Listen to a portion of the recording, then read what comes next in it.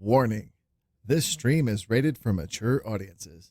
Viewer discretion is advised.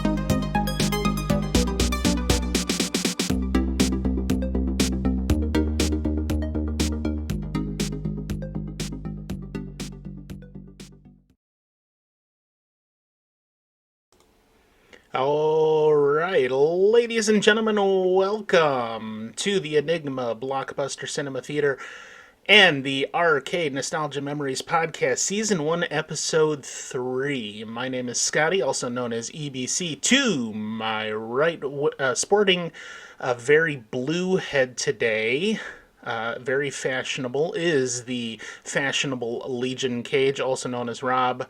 And to his right, the beautiful, the awesome, the fantastic StephBabies, also known as Steph, also known as Stoops, also known as the Irish goodbye queen of the West Coast. Thank you very much. How are you all doing? Welcome. Good. Good. Thanks for having us. Well, it's a pleasure. Absolutely love the hat, Cage. If you're listening to this on the audio version of the podcast, you are truly missing out on the fantastic hats that have been occupying the center stage here for quite some time. In the first episode, we had Luigi. In the second episode, we had Mario. Now we've got Sonic, who is also a trash panda or something along those lines.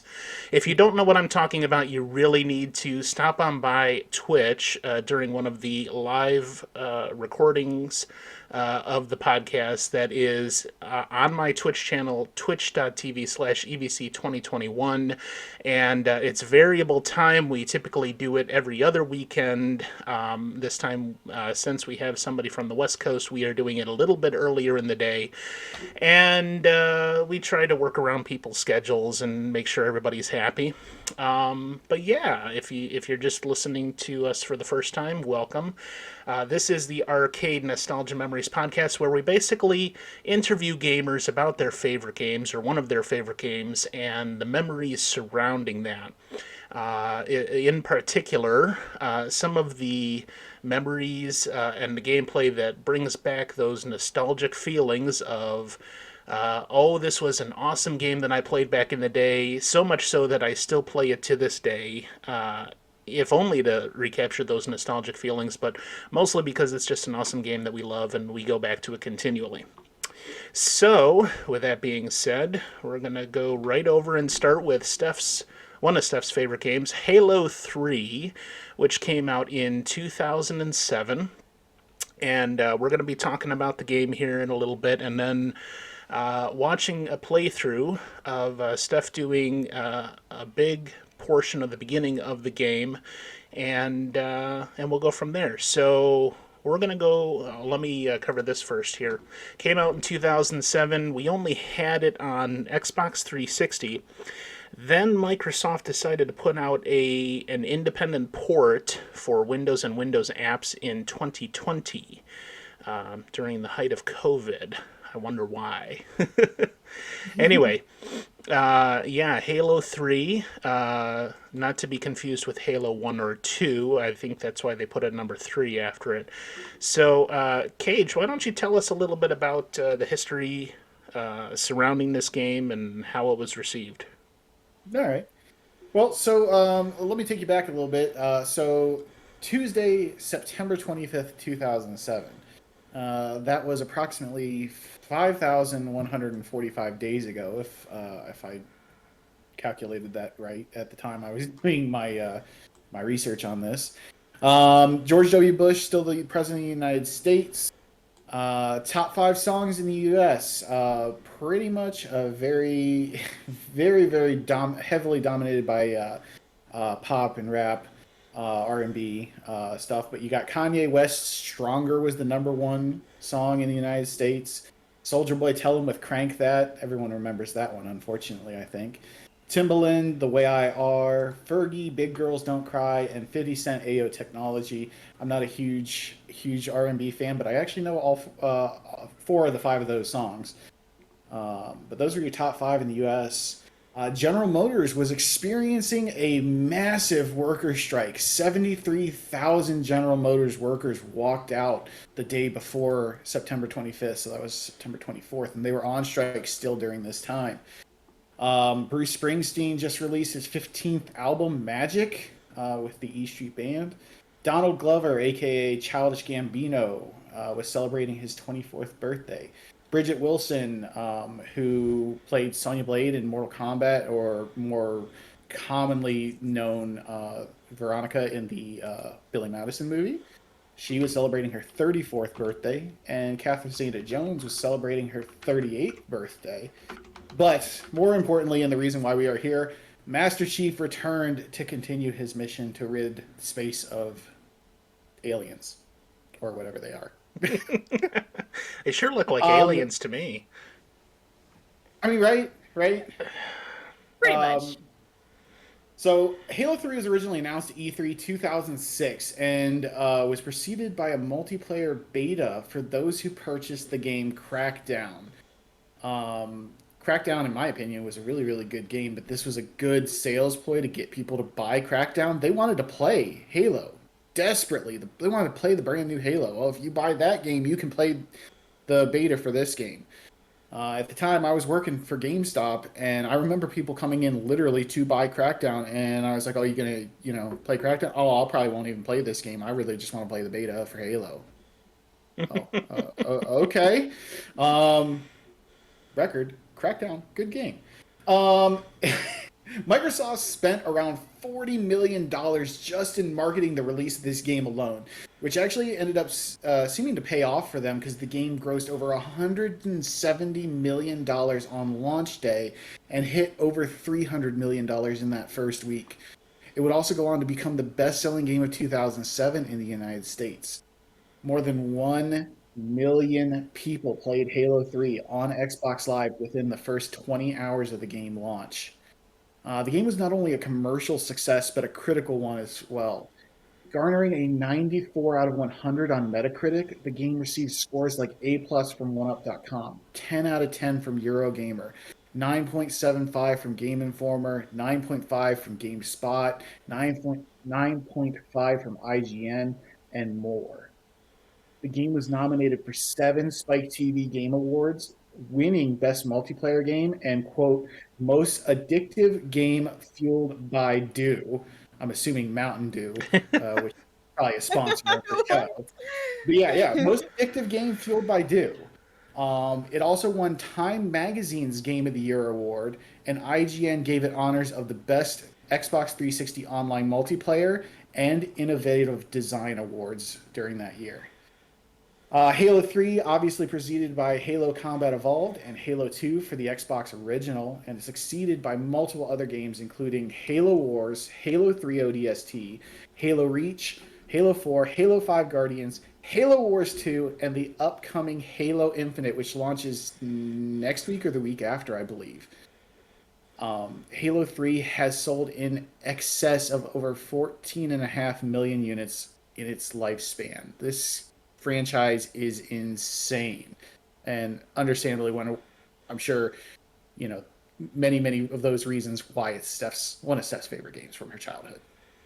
So what you're saying is it's popular, somewhat, maybe. A little bit. Little bit. Well, yeah. I mean, honestly, just listening to the ratings that the critics were giving it, that's very high praise. So obviously this isn't a slouch game. Anyway, we're going to take a short break real quick and then come back for Steph's playthrough. In particular, we'll discuss some of the gameplay, the controls, the enemies, a little bit of the storyline, and exactly why it's Steph's favorite game, and as far as the gameplay goes. So stick with us. We'll be right back in just a quick short break. All right. Welcome back, and now we're going to begin Steph's playthrough of Halo 3.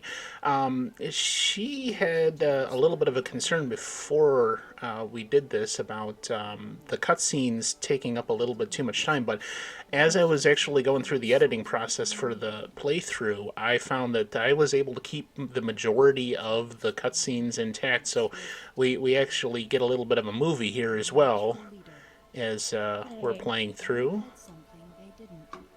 Something no one saw. This is exciting. I'm glad it worked out that way. The cutscenes are much better than my gameplay anyway, so this is good news.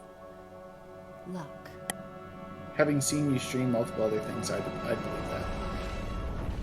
Yeah, I can't even be upset because it's true.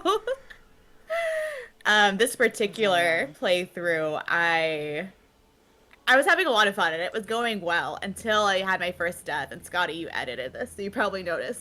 And then I took out all the deaths, so you're golden. You're the best player on Halo. There were so many deaths, and I got to a point where I just kept wanting to keep playing because I was having fun. That's what happens when I play this game. But I was so tired. It was late at night, and I kept dying. And I'd be like, okay, next death, I'm done. And I kept going, but it got unbearable and embarrassing.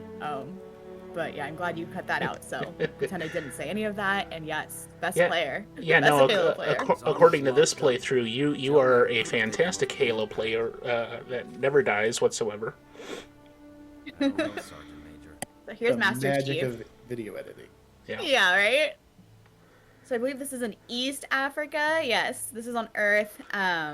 So the end of Halo 2 you don't really know how Master Chief gets here. You know, if you watch the there's a I guess post-credit scene, I don't know, for Halo 2. I don't know what they call them in video games, but you see that there's the ship that they're on, it gets overtaken by the Flood. So Halo has humans, it has the Flood, which is an alien species, and then there's the Covenant, which is an alien species. It's this triangle, and they're all against each other, basically.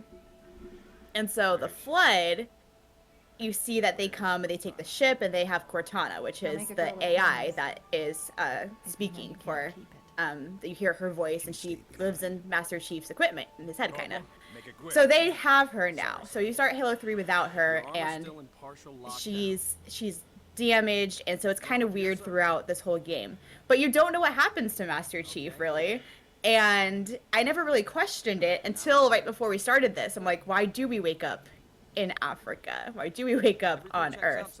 And apparently, you have to read the comics to understand how we get here. So that's why we're here, because the comics brought us here. And we're starting our journey now. So the beginning of this game is just controls. They have you look around, and then they go back to cutscene really quickly. And you, I believe you had told us about the comics before we had gone live. Yeah. You have not read the comics yourself? I haven't read. There's books and there's comics, and I'm not familiar with those. I would love to, but never got around to it, and it's not something realistically I'm going to do, knowing me.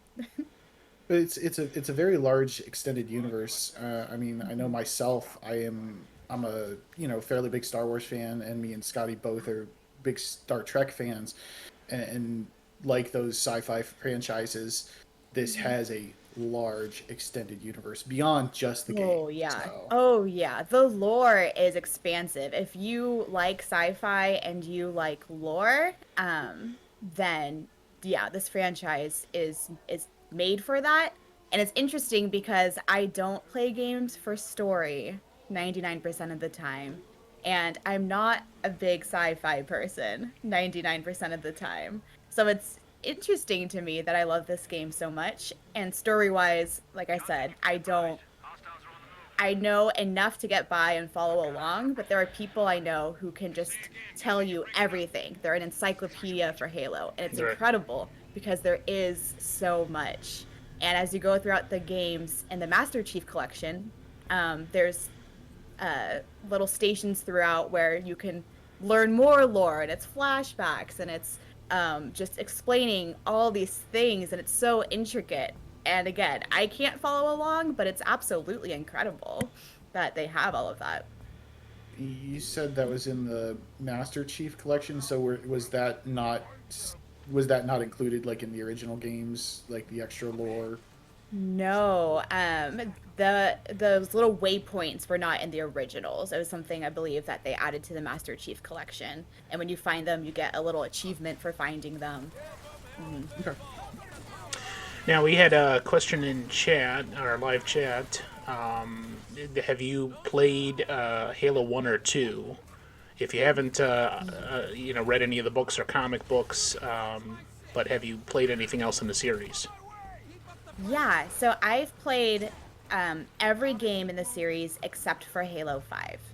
I know there's a lot of negativity surrounding Halo 5, just kind of among Halo fans, and there's no campaign. You can only play single player, and that's always been a big part of why I enjoy this game, is I like the multiplayer and the campaign. So other than Halo 5, I did play the first two. I played through them pretty young with my dad, and we'll get into that more later. But then I played again through them recently with Ed Norm, and we've done that a couple playthroughs. We were playing through the whole series on normal, and then we started going through it again on heroic, and we're stuck on Halo 2 heroic right now. Oh. And obviously, yeah. Sorry, go ahead, Cage. No, sorry. I was just gonna say you mentioned that you have not played Halo 5. Is that you have not played Halo 5 yet? You do actually plan on playing Halo 5? I feel like I should. I own it, so that's a big reason why I should. And I want to. I've kind of put it off just because of that negativity, but I do want to make my own conclusion and decide for myself. My expectations are lower, but just for the sake of, because I know I'm going to play Infinite, right? So I don't want to just have Halo 5 out there that I didn't play. I want to be able to say that I've played them all. So I will play it. Maybe I'll even stream it, but it's not something I feel an urgent need to do.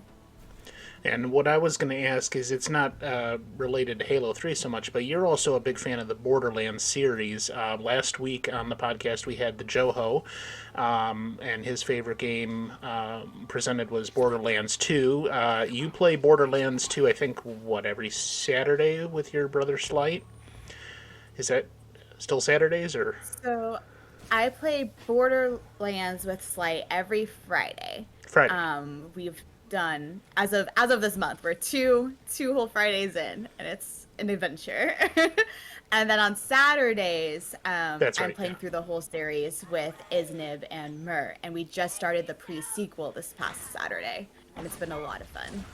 Right now, the question that I had there is, in your mind, how does the mechanics and the gameplay, and you said you're not a big fan of the story, but the mechanics, the gameplay, and like the style, the ease of play, and everything, how does that compare between the Halo series, or in particular Halo 3, and the Borderlands series? There's definitely more of a difference than I anticipated. I was excited to play Borderlands because I thought, oh, this is a first-person shooter. I love first-person shooters. I just want to run around and shoot the bad guys.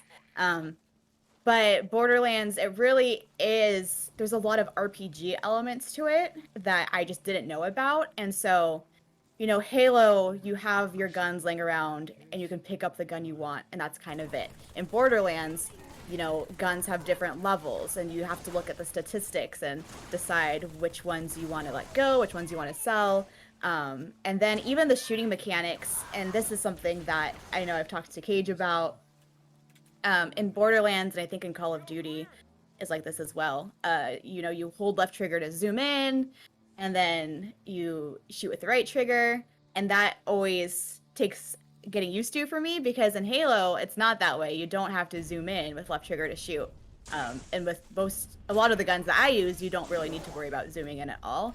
I believe it's you press in the right stick to zoom. I don't know that for sure, but it's kind of different. Now once I get going with either of them, they're both pretty comfortable. I don't know that I prefer one over the other, but I think that Halo is definitely a true first-person shooter. That's it. Whereas Borderlands has the classes and the leveling systems and all of the stats and things to keep an eye on. So similar but different. And I know this simply because we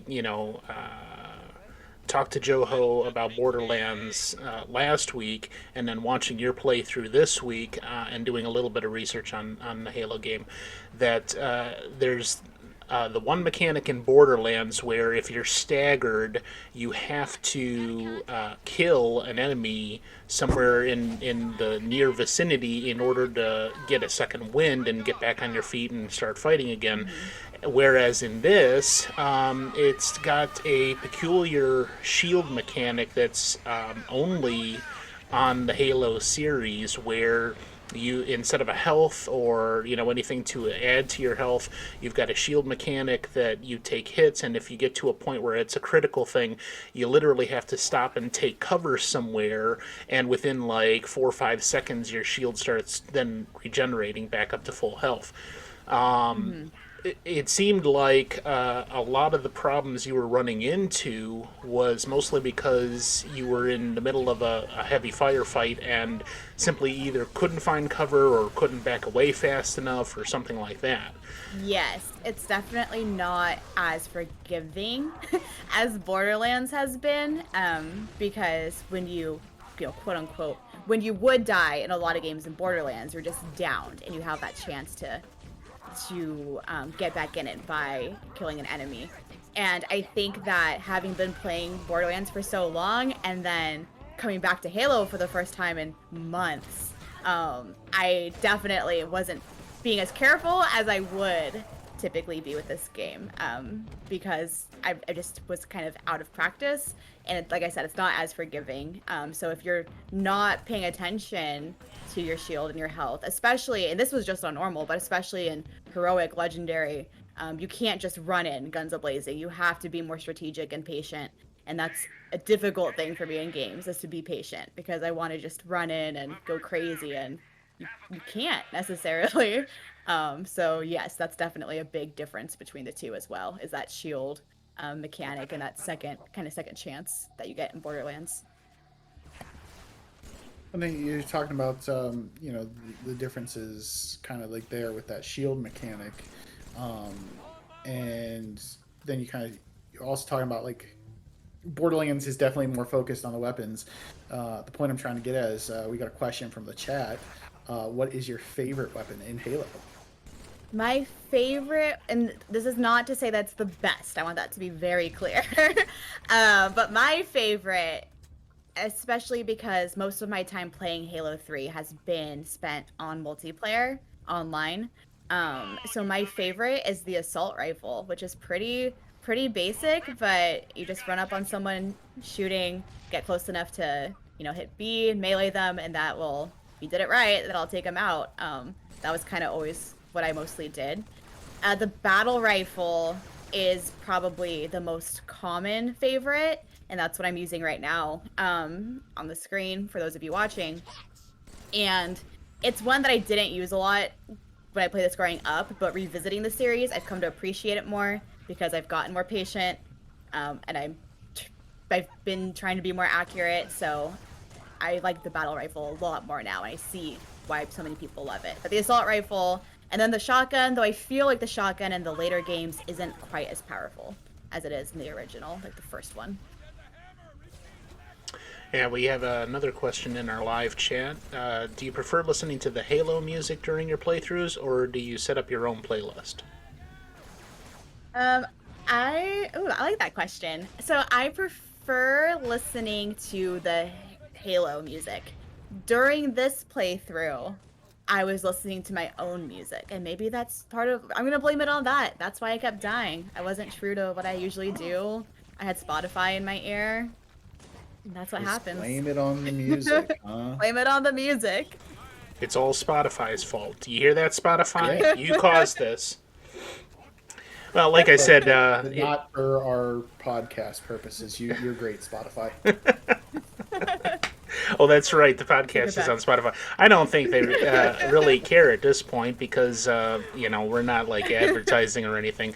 Spotify, you're mediocre. We'll put you at that. How's that? Fine. It's fine. The music question is kind of interesting to me. What kind of music is available in the Halo game itself that you find you want to go ahead and listen to that better than your own typical playlist or something like that? Because dealing with Twitch, we deal a lot with the DMCA laws and making sure that we can't have any type of licensed creative works that are not our own being broadcast. So did the creator of the Halo series come up with their own soundtrack and it's all original music, or do they use some other creative works? And if you had to stream it, you would have to flip that switch maybe if it's available on this game to where you're not playing anything like that. So it is its own original soundtrack, and it's a great soundtrack, and that's why I like it so much. It really puts you in it, very much so. But so it's its own original soundtrack, but there have been instances where I've had portions of my stream muted because I'll be in the start menu, and it's that iconic Halo theme playing, like the choir and the sound I'm not gonna do right now, but you know what I'm talking about. And so sometimes that will get not DMCA necessarily. I don't get a strike or anything, but they just mute it because that's the Halo song. That's what people know when you think Halo music. But other than that, I haven't run into problems like that with the soundtrack. But the soundtrack is very good, and it really kind of makes the game for me without even realizing it, I think. So I was like hearing playing Borderlands, for example. I was hearing a lot in the back of the playthrough, the dramatic music, especially notching up during the fights, and it was really good. Yes. It's very good, and like I was saying with Borderlands, the music it's whatever. I can listen to Spotify. Spotify's great. I can listen to Spotify while I'm playing Borderlands, and it doesn't really make a difference, atmosphere wise. But like you said, during the battles and everything, the music, the way it ramps up, it makes the setting. It really completes everything. So I love being able to listen to the game and the music when I'm playing through this. Yeah, and you talk about, and it's a shame to hear that the opening theme for the games would get DCMA striked, because it really is an epic theme. Like I won't attempt to try to hum it or anything, but it hits you real hard. It gets you amped to play the game. Like, Yes. Steph, we've talked about before when we were on podcast months back, that we both are very similar. Like, before we stream, we kind of like sit there and we're just kind of like getting in our own little zone, and listening to music to get us ready to go to stream. Like, that's the kind of music you can listen to that will put you directly into the mood to go destroy all these stupid little aliens that I see on your screen currently. Yeah. It's Absolutely. great. It's phenomenal. Like you said, it's a shame that I have to worry about that theme being copyrighted. But that's a whole different thing. But it's really iconic. Everyone knows. They hear that and they're like, "Oh yes, Halo," whether they play Halo or not. It's amazing. All right, we had another question in chat. Oh. We had another question in chat. Don't know if this is going to be up your alley, though, given how you've talked about you don't follow the storyline quite as close, which is fine. It's not everybody's cup of tea. But Angle Doom in our live chat asked, how do you feel about the Flood? So I actually do like this question. The Flood, you don't see them in any of the gameplay that I played through, unfortunately. But so they're this other alien species, right? And you're introduced to them a little over halfway through the first Halo, I think. And I prefer my stories to be a little more twisted, a little darker, and the Flood is that. The Covenant, you look at them, and Cage called them stupid little aliens. That's kind of what they look like. They're kind of goofy. They have their, rankings, and the grunts are just ridiculous. But the Flood is creepy, right? They're parasites. They take over, the bodies of the people, the individuals, whoever they killed. The Flood music, they have their own little theme, and it's just so creepy. They're not scary, but almost almost scary. And the mastermind, he's called Gravemind. He's kind of like the head of the Flood, I guess you could say.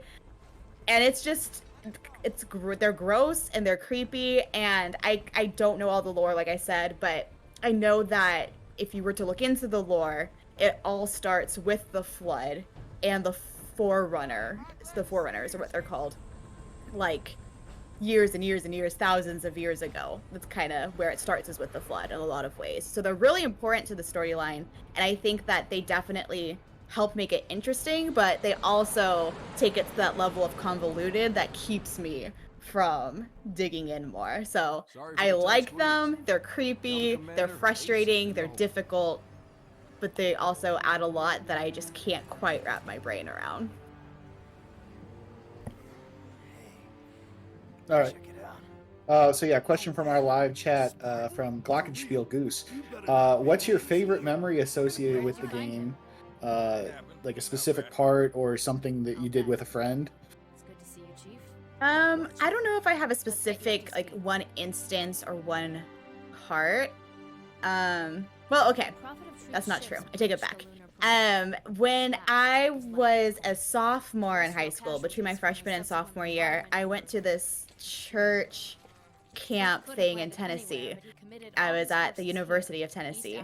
We stayed there for a week, and everyone kept telling me, because everyone knew I love this game, hey, there's Halo set up. They're doing tournaments in this room over there. You have to go. And I was not confident enough to go. and I didn't want to make my friends go because they didn't care. They didn't give two craps about this game.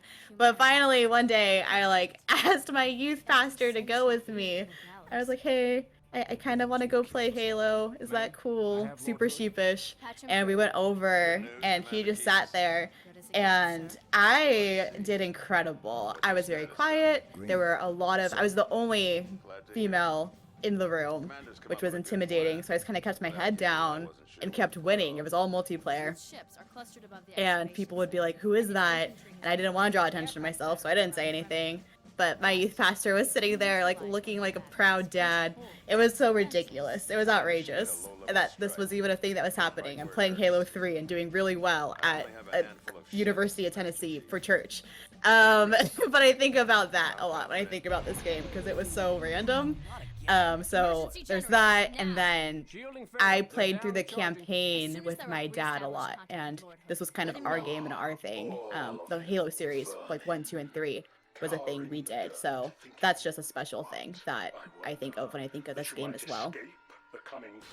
And of course, we're gonna get into a lot more of the memories surrounding this game that Steph has in the second part of the playthrough. Can you take us a little bit through what's happening in the cutscene now? Yeah, let me look. We have Master Chief. He's looking around. Okay, so these are the prophets. There's truth. There's regret. And I had a friend once mention how the names of the prophets, they act so opposite of what their names are. They're bad guys. They're awful. Like truth, he's a liar. Regret, he doesn't have any regrets. They're doing terrible things. Oh, that sounds like so they're everybody. That sounds like normal people.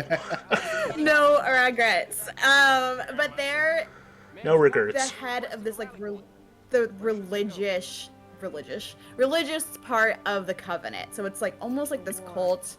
They're these religious, just twisted, evil group, the prophets, and that's kind of the big thing in like 2 and 3 is that religious battle going on among the Covenant. There's kind of a divide where half the Covenant is following, like they're drinking the juice, right? They're believing everything the prophets are saying, and then there's the other half, and the Arbiter, who is working alongside us now in this game, is part of that half that realizes that no, like everything they're saying is lies. They're awful.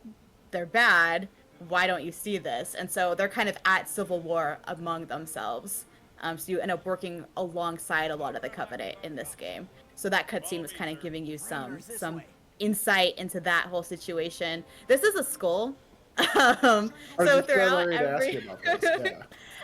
in every level, I think, in the Halo games, there's these skulls, and they're just hidden little Easter eggs.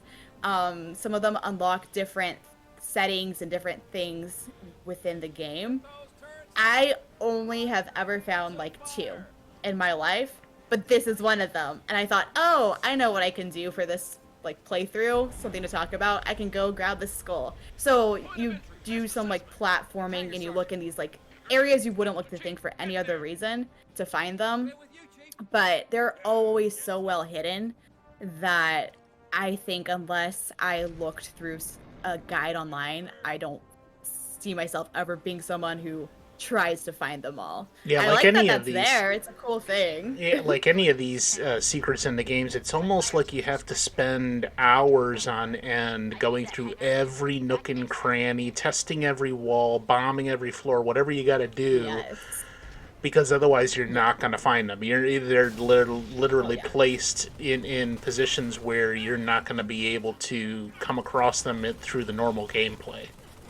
Yeah, I think the only other 2 I've ever found on my own were because I accidentally, like I went the wrong way, which I do a lot, as you probably also saw in my footage, but I would go the wrong way and I would find them just like somewhere random that Right. anyone who's good at the game and is just going the right way would never think to look or find. That one that I got here in this footage even, I found that because when I first played through this on my stream, a friend of mine told me it was up there, and that's why I knew it was there.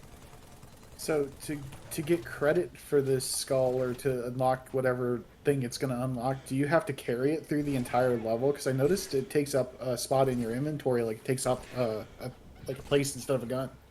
Yeah, you can't throw a grenade. You can't shoot your gun. You have to just bash enemies with the skull if you're going to be carrying it. I don't know how to activate, the skull's secret or mode that it has. I feel like you're correct in saying you do have to finish the level with it. But I've never done it. Like I said, I find it and then I'm like, oh, this is cool. I miss my guns, and so I kind of just drop it. But are yeah. you are you at some point, with how many times you've actually played this game, or the hours you've spent on it, decide to just go ahead and read a guide to try to find all the little secrets and maybe do a playthrough based on that knowledge?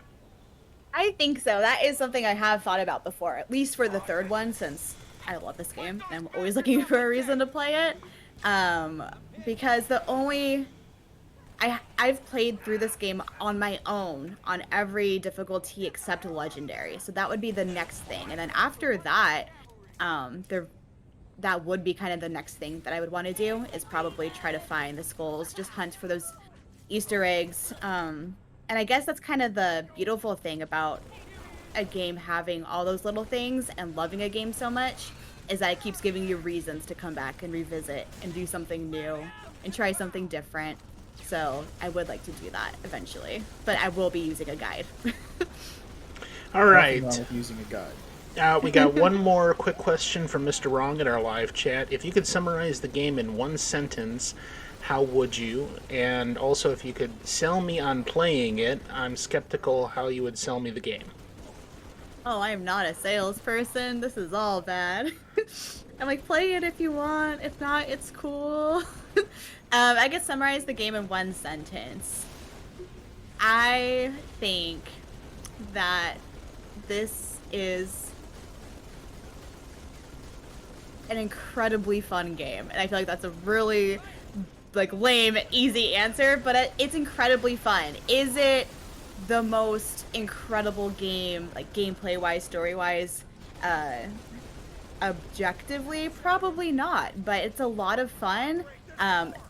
As far as selling you on it, I would say go through it with a friend. If you have someone that will play through this game with you, that's the most fun I've ever had playing through it, is playing through it with my dad or with Eddie or with friends online, because it's just so much fun and it creates so many laughs and so many funny things. So if you're skeptical on it, you're not sure how you'd feel just kind of doing your own playthrough, definitely recruit someone to go through it with you, because it's a good time. It's a fun multiplayer game.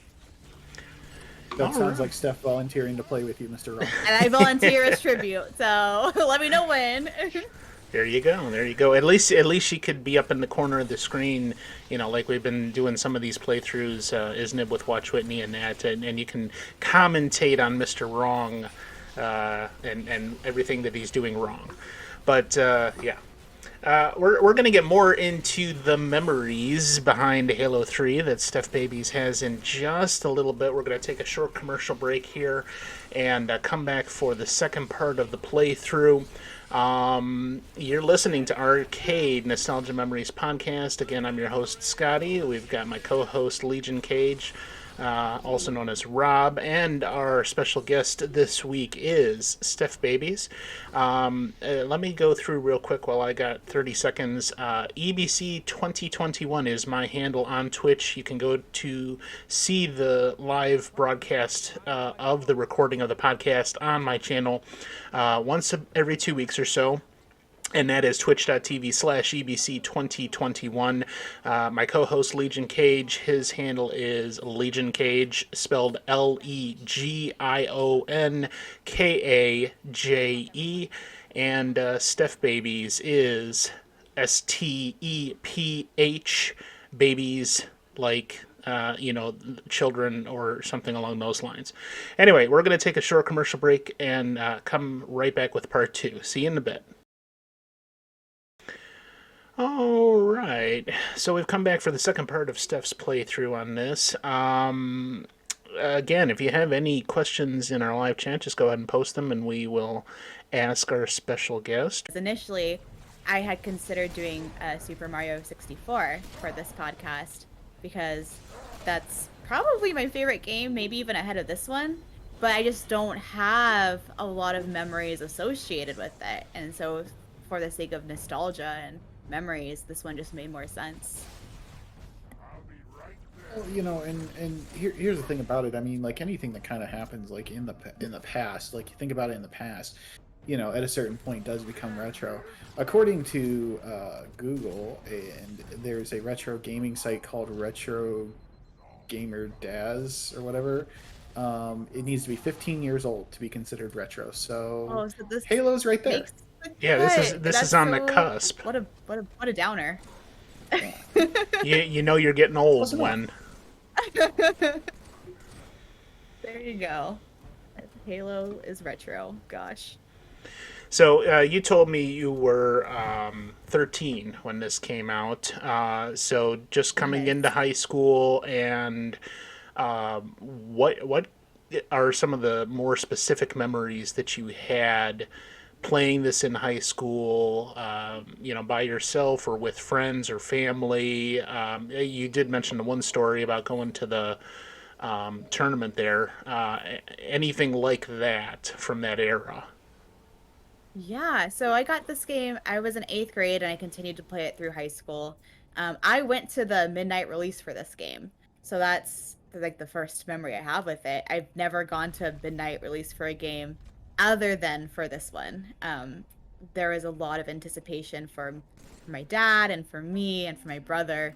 So we all went, which is funny because in hindsight, that means we went on September 24th to go sit outside the game store and wait for the game, which is my mom's birthday, and she was not there. So that always makes me laugh now to think, like, happy birthday, Mom. We're going to leave you and go get ready for Halo 3 to come out. So nice. Leaving her alone, best present you could give her, I'm sure. Pretty much. And then we came home. It was a lot of fun. We went to Hollywood Video / Game Crazy for this release. And then GameStop was right across the parking lot, so there were people just all over the place. It was a big deal. It was a school night. So we were talking about it at school the next day because a couple other people went.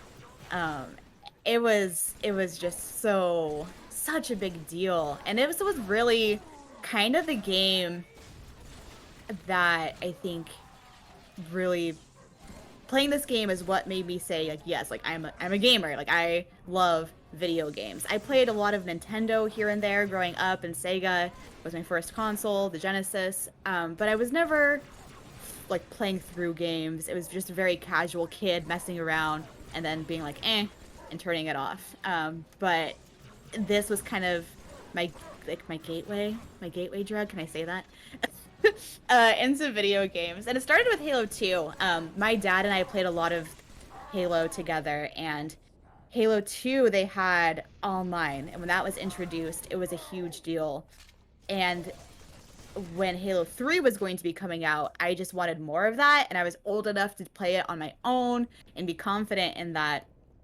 And so when that came out, that's most of what I did. I didn't play through this campaign. I played through it with my dad twice, and then I didn't touch the campaign again until, like, I was out of college. I just did multiplayer all through high school. So that was really my only character trait, probably for a couple years, was I would finish school, come home, park myself in front of my Xbox, and just log in and play online. And I made friends online through it that I would play with, but I usually just did my own thing. I didn't like doing the Team Slayer or a lot of the team games. I always did like Rumble Pit or Lone Wolves, where it was just everyone against everyone. That's what I'm not good on a team.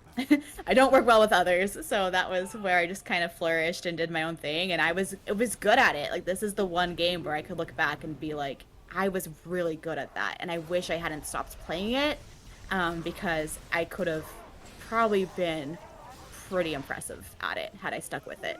Any of the friends that you made during that period, do you still are you in contact with any of them? There's one that we follow each other on social media, and but we don't talk or anything beyond that, and that's kind of it. And they were the friends that I made through it. They were probably a grade under me, and they all lived like on the East Coast, and it was different then. It wasn't quite the same as it is now, where online friends are. It's more of a regular thing, and it's an easier thing also when you're an adult. When you're a freshman girl making friends with guys online, it's like parentally, it's there's some concerns, and so it was just different. So I didn't really keep contact with a lot of them just because of age and life and everything.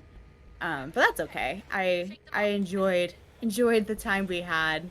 And it was fun. It was a lot of fun. It's just a weird thing. That was kind of the introduction to finding friends, I guess, online and realizing that that could be a real thing. Well, it looks like Mr. Wrong will play with you now. You can kick up Yes, some I'm so games with him. You can excited. teach him, show him all the ropes. And he wants to know, is the Master Chief Edition the best one to buy in this series?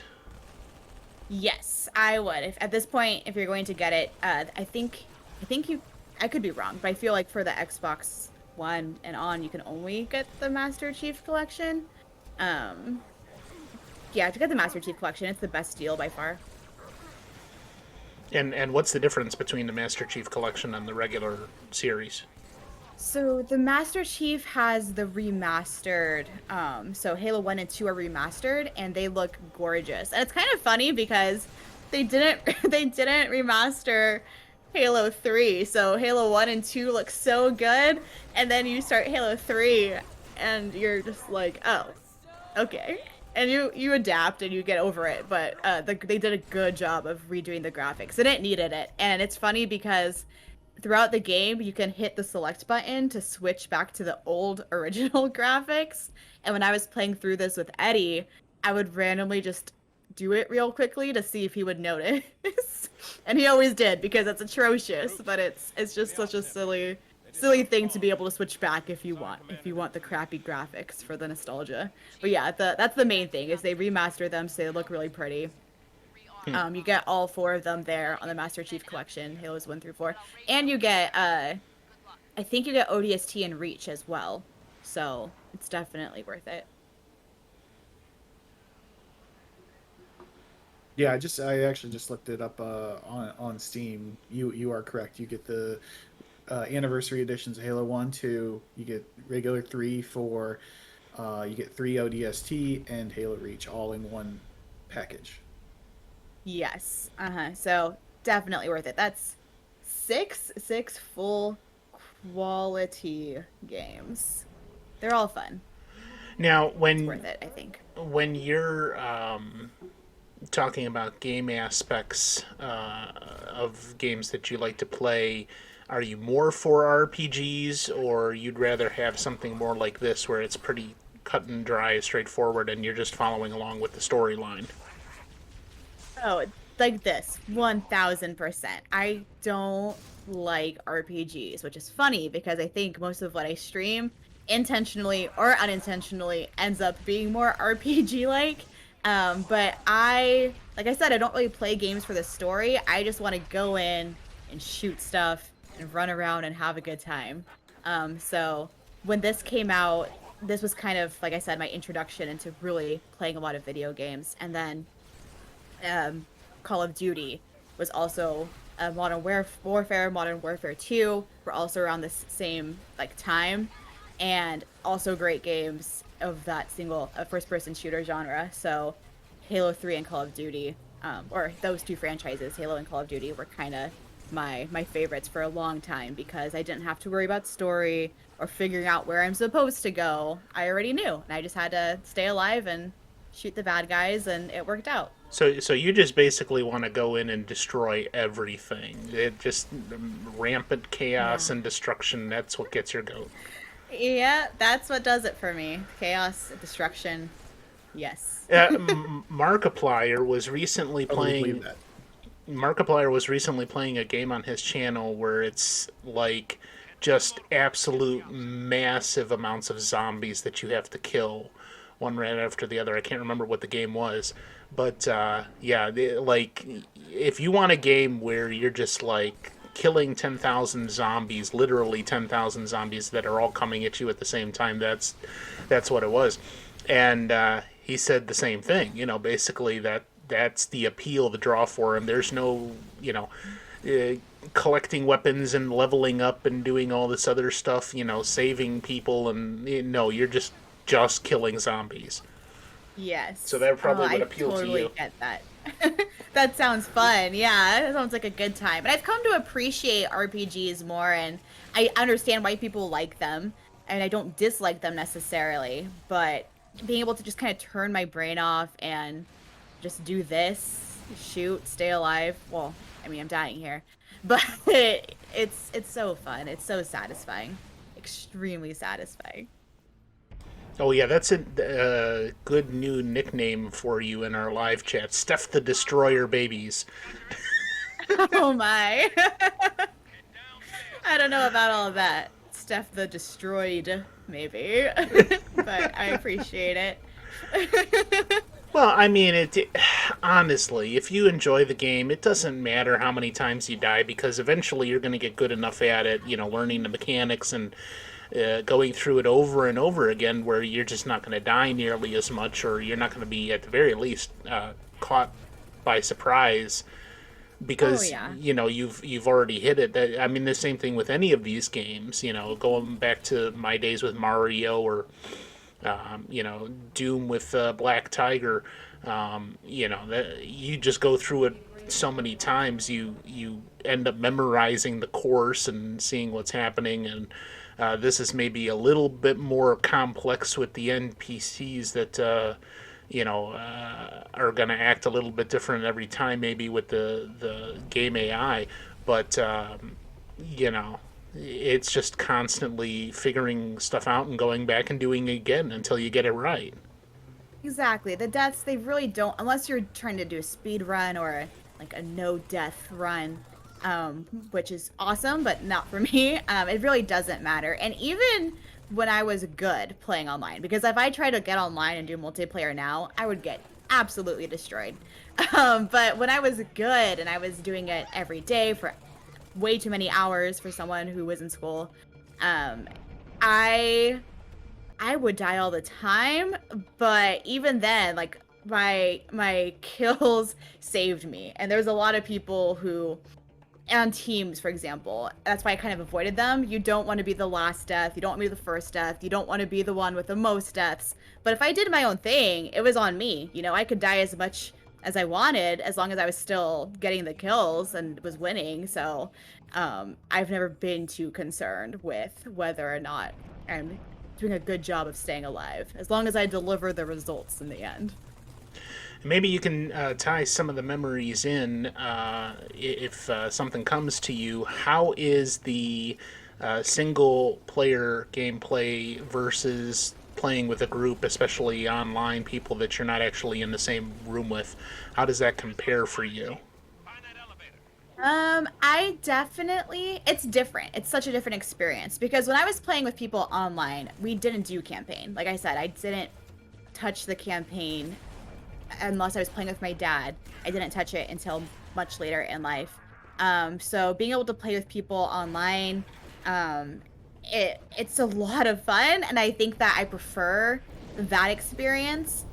Playing it alone is still fun, but it's just different. It's so different because you're going through the story, and even with the story, I'd rather play it with someone else, because I feel like being able to team up with someone and talk about what you're doing, and strategize through the campaign that way is a lot of fun. And on your own, it's just kind of you and your soldiers that are not helpful at all.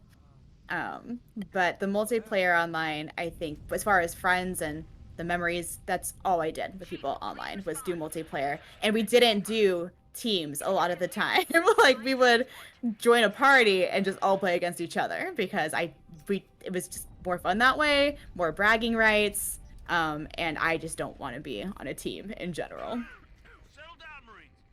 Somebody hit the emergency power. A question for you, Steph, that I seem to have misplaced now because the chat's rolling. There it is. Okay, question from you from the live audience. What, in your opinion, is the best Halo? I mean, is Halo 3 the best one, or is there possibly another one? And are you excited for the new one? Most people would say Halo 2 is the best. I think that it's probably the most difficult. And I could see why a lot of people do like Halo 2 so much. I think Halo 3 is the best. And a lot of that is subjective, but it's a good balance of difficult but doable. The storyline, I know I talked about how I don't know that much about it, but when the way that the Flood has become such a big part of the story at this point, and Cortana is just off the rails, and you're realizing that there is some kind of weird relationship happening between Master Chief and Cortana, I really liked that aspect of the storyline that we get in Halo 3.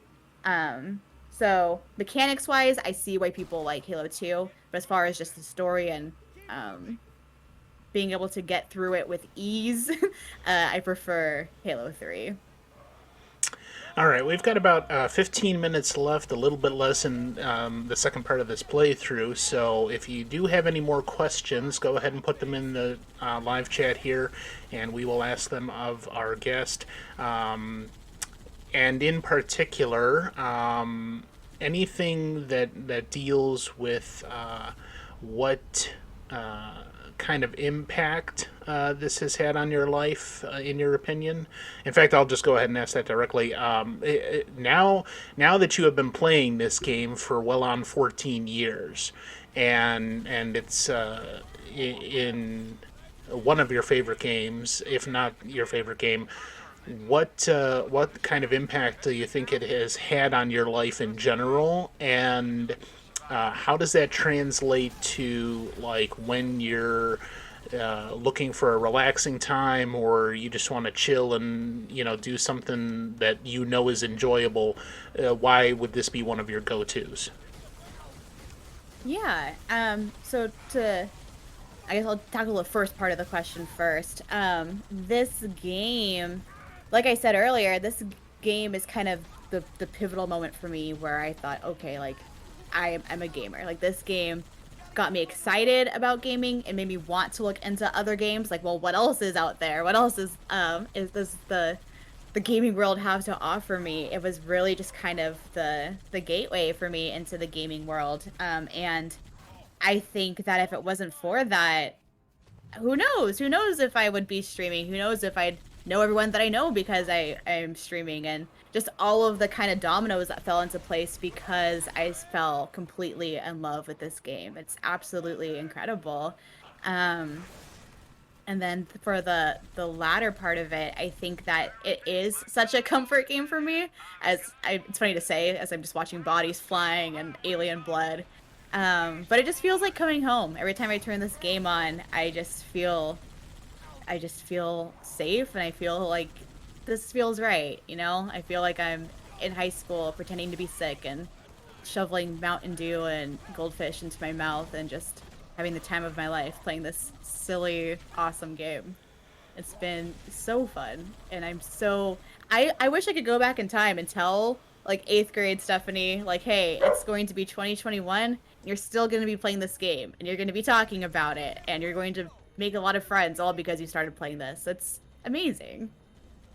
Hold up. Goldfish? You eat a different cheesy snack besides Cheetos? Yeah, I mean, how did you graduate snack from that smiles goldfish back. to hot flamin' Cheetos? I didn't start eating hot Cheetos until I became an adult. That is a sophisticated taste. It was all goldfish up until then. But yeah, and plus hot Cheetos with when you're gaming, it's not ideal. It's a messy snack. got the dust all over your fingers. It had to be goldfish. Not conducive. I mean, that's it. Yeah, that's why I asked several months ago, like, how much Cheeto dust actually exists on your game controllers. I would think after And quite a yeah, bit of my time, you have literally turned controllers yellow by just how much Cheeto dust is being not. mashed into the My- plastic surface.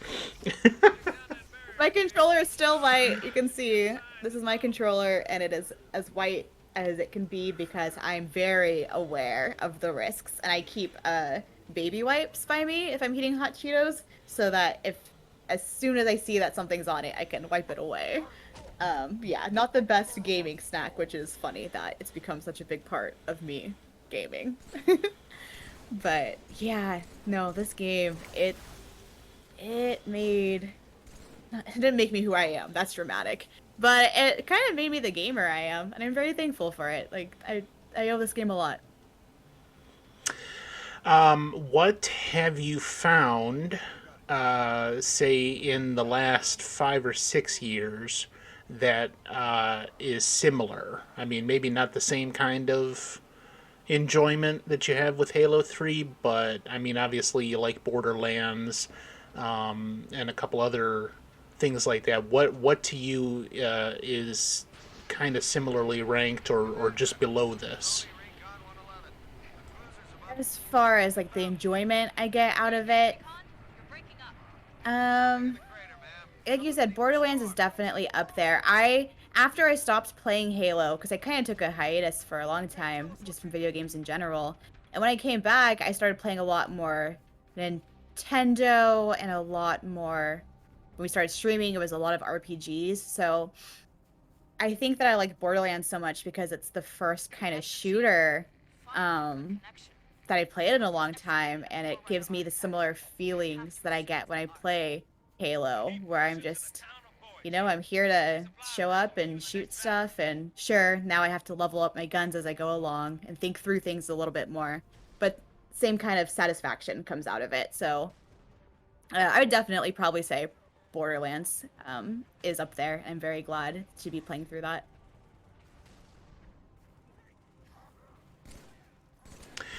All right, and one more thing I noticed about the is there's the similar aspect with Borderlands, the vehicle driving. I as long as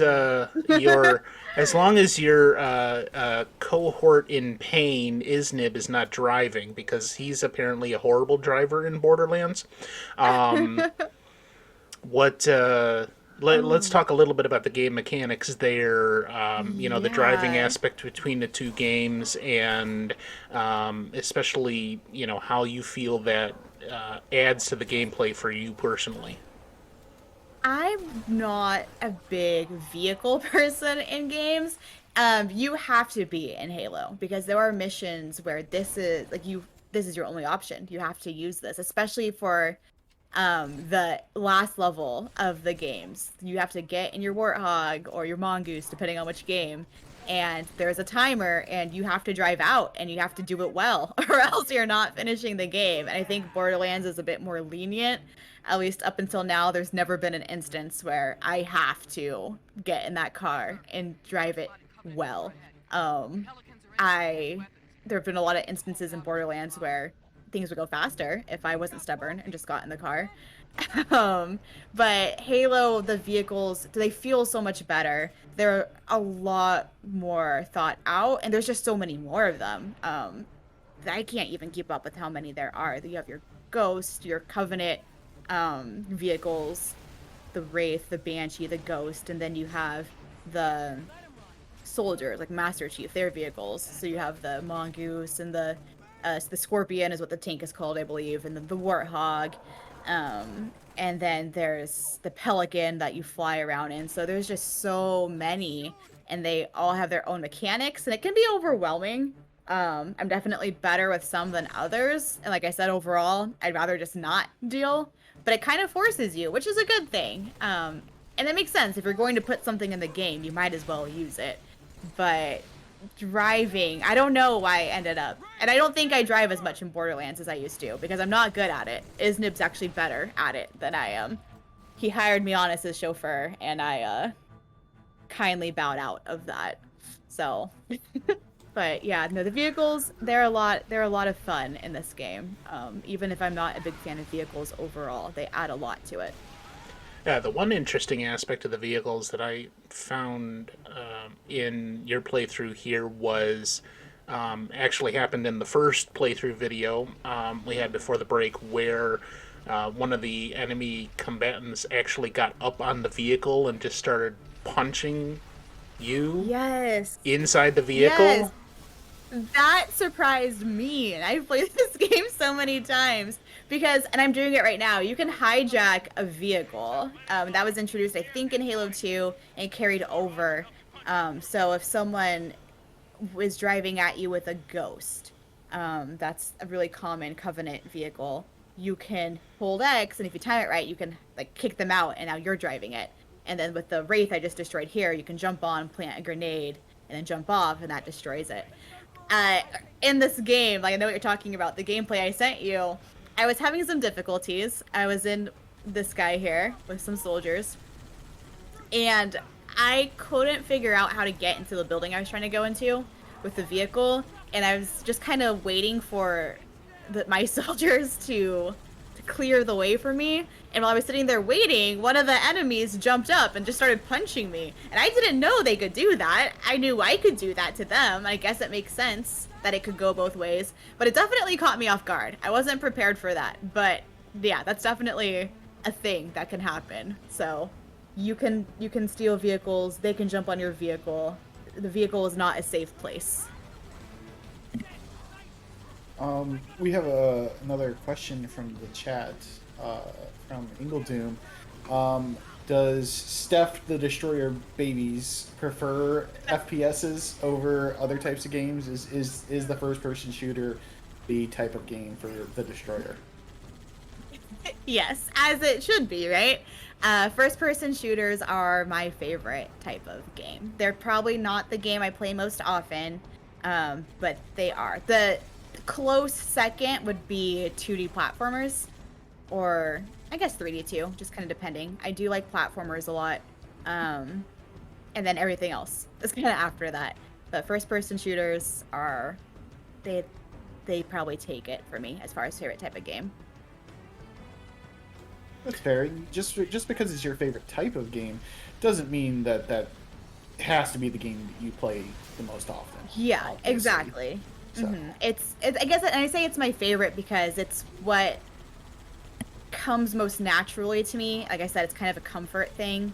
Like I know exactly what I'm supposed to do. I don't have to be too tuned in. My brain can kind of take a nap, and I just kind of zone out and do my thing for hours upon hours. And it's funny because, like I said, I got this game in 8th grade, and I had an Xbox 360 in my room, and my dad put a timer on it, on like the parent mode. He set it so that I could only play like maximum 4 hours, and then the Xbox would be like, you've reached your limit for the day unless you put the passcode in.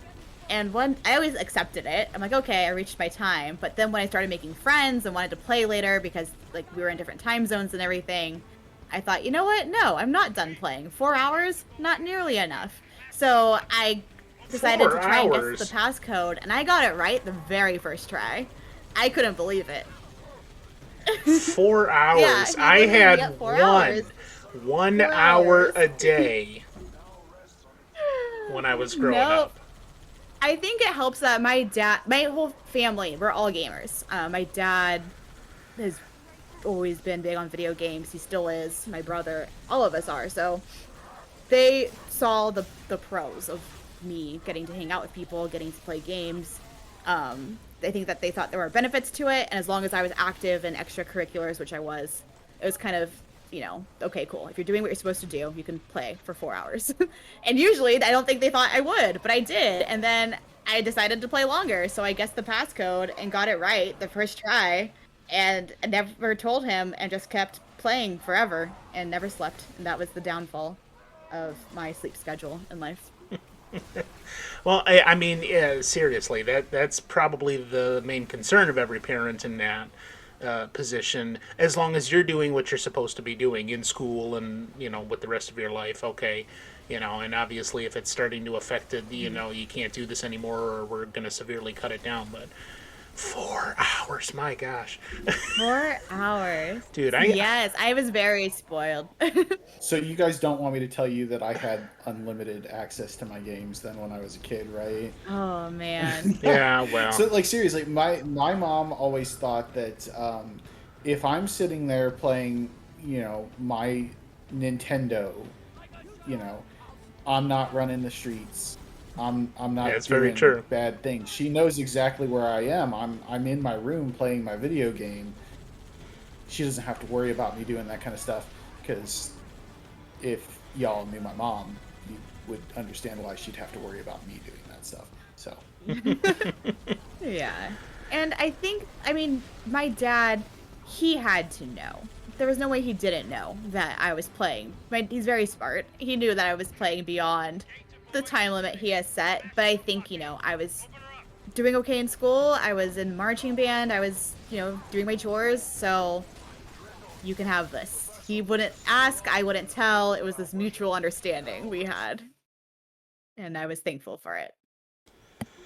yep, and I totally didn't do my chores. I wasn't a good student. I didn't do any of that. Yeah, exactly. But at least you weren't out on the street, causing chaos and ruckus. And I lived in the middle of the country, so Right, there was no ruckus to create out there except for maybe like catching the nearby golf course on fire or something like that. And I had no desire for that, but yeah. Anyway, we're going to go ahead and wrap up then. I want to thank, first of all, our special guest, StephBabies, for joining us. She's not going to be doing an Irish goodbye today. And the game that she has presented to us is Halo 3. If you're listening on the audio podcast, I do want to encourage you to stop by my Twitch channel and watch the podcast being recorded live. Once again, we do that about once every 2 weeks. Allowing for the holidays, we're going to take a break after early December into the new year, but about once every 2 weeks, and then it takes me a little bit of time to chop up the audio and post it to the RSS feed. But if you do get a chance, stop on by the Twitch channel. That is twitch.tv/EBC2021. We do a lot of things that are not necessarily gamer related, including public domain movie night, audio dramas. Eventually we're going to be doing some talk shows in regards to morality and ethics, and a couple other things that I've got coming on the slate into 2022, even though my name will remain 2021. So EBC 2021 on Twitch. Come on by, and hopefully you'll have a good time. And, of course, my co-host, Rob, Legion Cage. You can catch him at twitch.tv/Legion Cage, spelled LEGIONKAJE. And our special guest, StephBabies, is at twitch.tv/StephBabies. And once again, thanks for joining us. Really appreciate you listening to the podcast if you're so doing, and hopefully we can see you live on Twitch soon. And hopefully this has piqued your interest listening to us doing these gamer interviews. So once again, I'm Scotty with the Arcade Nostalgia Memories podcast. Thank you, so long, and good night. All right, for those of you that are still with us here live on Twitch, thank you so much for joining us. Isnib, you're a beautiful human being. Thank you so much for the raid. I really appreciate it. And let me see if I have this available. Not that guy Ryan. I don't know who that guy is. He's not apparently that guy Ryan, but thank you so much. Did you get affiliate? If you're still here, Ryan? You said you were right on the verge of getting that, and I appreciate you so much for subscribing. Thank you so much. You may be familiar with me recently asking, because of Twitch, that I do not ask that people subscribe to my channel or cheer bits. In that vein, I do have a Patreon that will be opening up in like second week of December. I'm getting everything in order for that now. There will be content from the EBC channel available on the Patreon that is not available on Twitch for a number of different reasons. So you definitely would have access to content that is not available here, and basically for the same subscription prices. I'm going to offer a couple of different tiers starting with $2 a month. So that you can go ahead and get that content, including at that first level tier, you're going to be able to have access to the entire VOD archive of the EBC channel, including ones that have been taken off of Twitch because of muting or other DMCA issues, or I just wanted to have it as specific pay content. So that will be coming in early December, along with several other things. Now, I am taking a short break. This is the last episode that we're going to have here for 2 weeks. And we're going to come back in 2 weeks with another episode of RCADE. And the reason being is because the PC that me and my brother purchased together has been at my house temporarily for a good while my brother moved into his new location. And he has now finally moved. And I think Monday or Tuesday, we're going to be moving the PC to its permanent home and getting the final setup done. So I'm going to be taking a 2-week break and then come back in 2 weeks. So let me go ahead on over to upcoming events at this point. First thing I wanted to advertise is tonight, here in just an hour and a half, Cage and Short and Sweet are going to be starting their playthrough of Zelda 2 on Legion Cage's channel, direct from the RAV Studios. And yeah, that's going to be fun here. Just an hour and a half. You're going to want to stop over there and see them start to try and beat that game. And then we're going to advertise this here starting on December 10th. Give me 1 second here. I want to add this real quick in. Okay, there, that's the way it should be. Because I want to ask, starting December 10th, Cage, can you talk a little bit about this and tell me exactly how this works, what it's going to be like? Yeah, sure.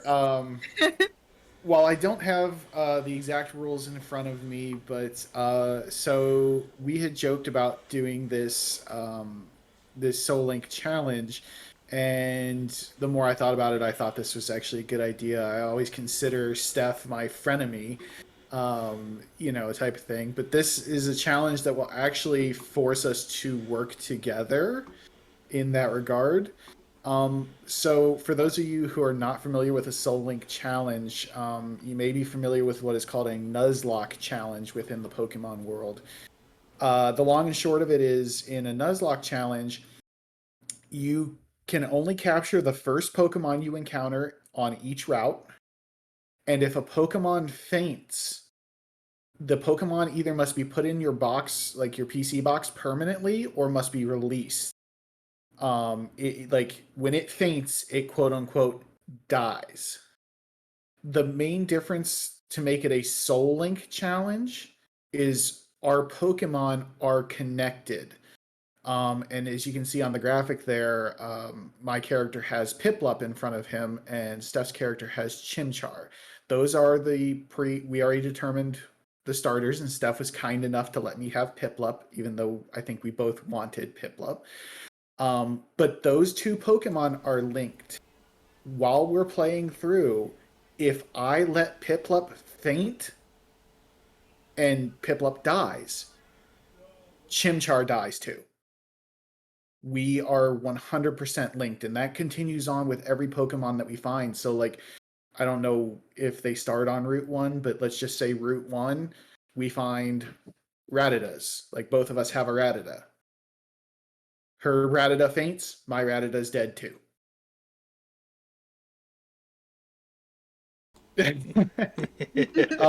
But yeah, it's very much a challenge. Like it's a very difficult challenge. From I watched Kratos, MVN, and Ravion do this. It is not an easy challenge, that is for sure.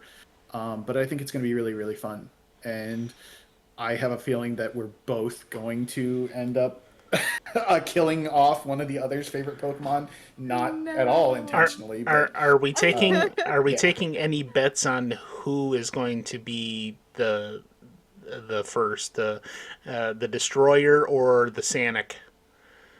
Which one is going to kill the other first? No.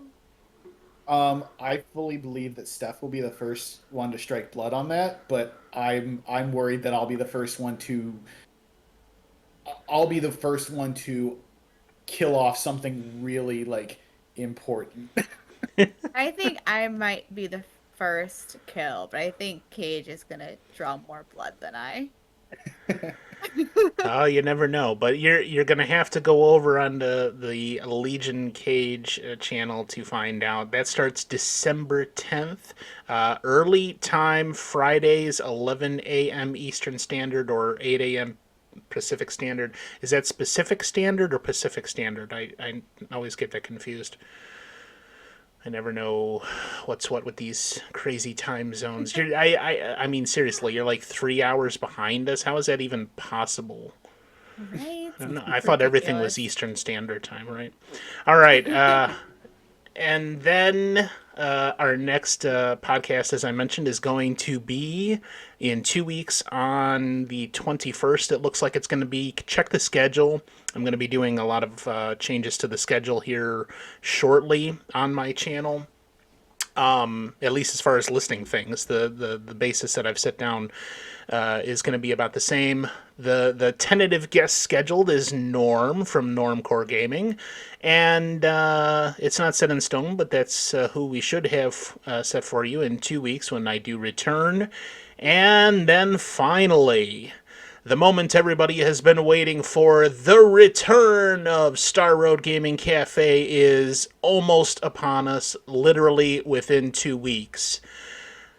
You will be able to see him back in action. You don't want to miss it. We don't have an exact date yet, but keep checking back. You know you're going to want to catch the return of SRGC, otherwise known as Clive. Clive is dead, but yeah.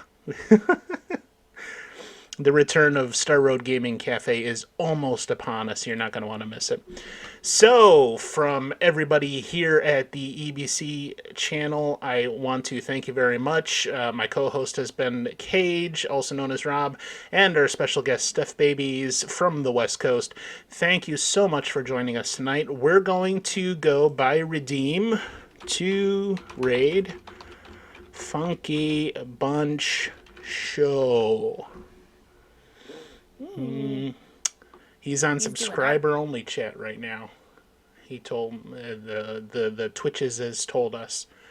So if you are subscribed to Funky, let him know if he doesn't already know that he's on subscriber only as we head over there. So thank you all. Yes. Yeah, that's what it told me. It's not Right showing now, the maybe follower only. Oh, it says follower only or subscriber only. So if Oh, you're a probably follower, follower yeah. only. But thank you all for joining us. Really appreciate you. Get your emotes ready in chat. We'll see you in 2 weeks here on EBC. And don't drive vehicles in Halo 3 unless you have your license with you. It is not a pretty picture. Thank you and good night.